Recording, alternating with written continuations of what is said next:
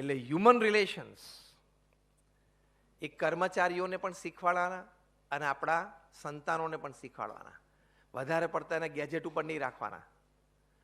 વ્યક્તિને તમે સમજી નહીં શકો ને તો ગમે તેટલા ટેકનિકલી તમે પાવરફુલ હશો ને તો પણ સક્સેસ નહીં જાઓ. સાથેના વ્યક્તિઓને સમજવા પડશે, ઓળખવા પડશે અને જેવા છે એવા સ્વીકારવા પડશે. પછી એમને કે લે તમે તો આવા છો, મને ખબર જ નહોતી, પણ હવે થઈ ગયું થઈ ગયું.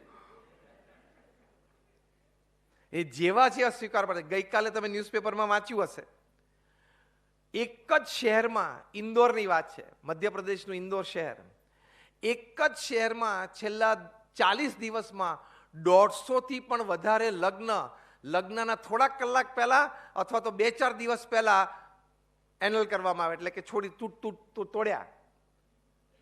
છેલ્લા 40, અત્યારે લગ્નની સિઝન ચાલે છે ને, 40 જ દિવસમાં 150, અને એક જ સિટીની વાત છે.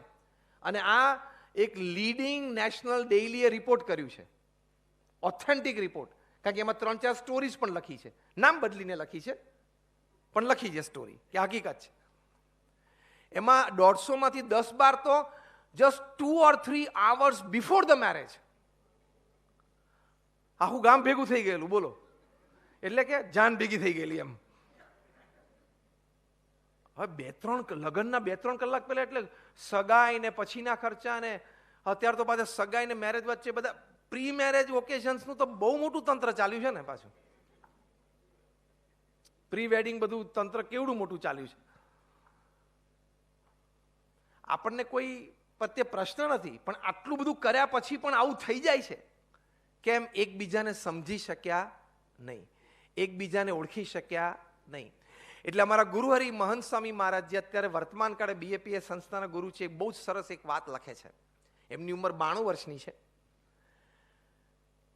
92 વર્ષની ઉંમરે કોઈ વ્યક્તિને તમે આટલા સજાગ કે સક્રિય કદાચ જોયા નહીં હોય. તમારા ઘરમાં 90 વર્ષની કોઈ વ્યક્તિ કે આજુબાજુમાં કોઈ 90 વર્ષની વ્યક્તિ શું કરે છે તો તમે જોજો. એટલે સવારે ઉઠે તો કદાચ એને જમાડી દઈએ, ખુરશીમાં બેસાડી દઈએ, પછી બહાર તડકો નીકળે એટલે તડકે ઉચકીને લઈ જવાના, પછી ત્યાં તડકો એને વધારે લાગે એટલે 2 વાર લાકડી પછાડ પાસે ઉચકીને અંદર લાવવાના, અને પછી 11-11:30 દવા લઈને સુઈ જાય સવારે, એટલે ઘરમાં બધાને નિરાત કે 5-6 વાગ્યા સુધી ભલે સૂતા. મહંત સ્વામી મહારાજ 83 વર્ષની ઉંમરે BAPS સંસ્થાના ગુરુપદે આવ્યા. સીધી 1300 સંસ્થાઓની જવાબદારી આવી ગઈ. Give me one name in the population of 8 billion who has accepted the responsibility of such a giant institute at the age of 83. Chairman બને, ચેરમેન એમેરિટસ પણ બને, CEO ના બને. CEO માં તો સવારે 8 થી રાત્રે 8 નો વહીવટ આવી જાય. In your corporate terms, મહંત સ્વામી મહારાજ became the CEO of BAPS at 83. ચલો કોઈક બની જાય, ખુરશી ઉપર બેસવાની મજા આવે, સાંજ પડે પરફોર્મન્સ આપવું પડે. મોટી ખુરશી ઉપર બેસો ને એટલે મોટું પરફોર્મન્સ આપવું પડે સાંજ પડે.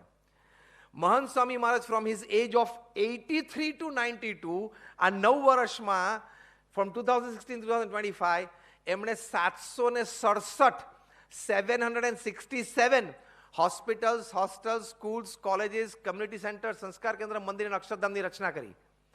At an unbelievable average of gifting an institute of social or spiritual service to a society every 4th day of his life. હવે આપણા ઘરમાં જે વોશ બેસિનનો નળ ટપકતો હોય તો પ્લમ્બર કેટલા દિવસે આવે છે વિચારજો. અને અહીંયા એમને કે what a performance at this age, unbelievable performance. અને આ પરફોર્મન્સમાં કેવું ઇન્ક્લુડ થયું, કેવા કેવા projects? BAPS Swaminarayan Akshardham, Robbinsville, New Jersey. It is the second largest Hindu mandir in the world and the largest in the Western Hemisphere.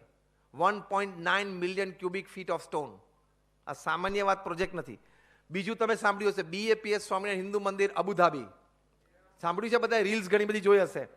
એ પણ મહંત સ્વામી મહારાજે ભેટ આપી સમાજને. અને આ બંને પ્રોજેક્ટને ઇક્વિવેલન્ટ ગરિમાની દ્રષ્ટિએ એ આવતા વર્ષે સપ્ટેમ્બરમાં 2 પ્રોજેક્ટ આપશે.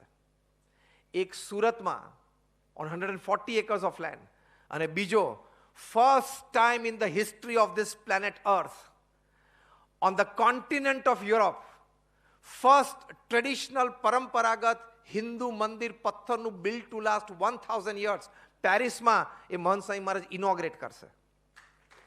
પ્રાઉડ મોમેન્ટ, સનાતન હિન્દુ ધર્મ માટે પ્રાઉડ મોમેન્ટ છે. 92 વર્ષે આવું પરફોર્મન્સ હોય? પણ એ પરફોર્મન્સ પાછળના ઘણા કારણોમાંનું એક મોટું કારણ જે આપણે ચર્ચા કરીએ છીએ, હ્યુમન રિલેશન્સ. એ મહંત સ્વામી મહારાજનો હ્યુમન રિલેશન્સ માટેનો શું સૂત્ર છે, હું એમને વર્ડ ટુ વર્ડ અને લેટર ટુ લેટર કોટ કરું છું. મહંત સ્વામી મહારાજ કહે છે, સંપીને સમજીને સાથે રહેશો તો સુખી થશો. સંપીને સમજીને સાથે રહેશો તો સુખી થશો. Repeat with me, this is your tech અવે હોમ.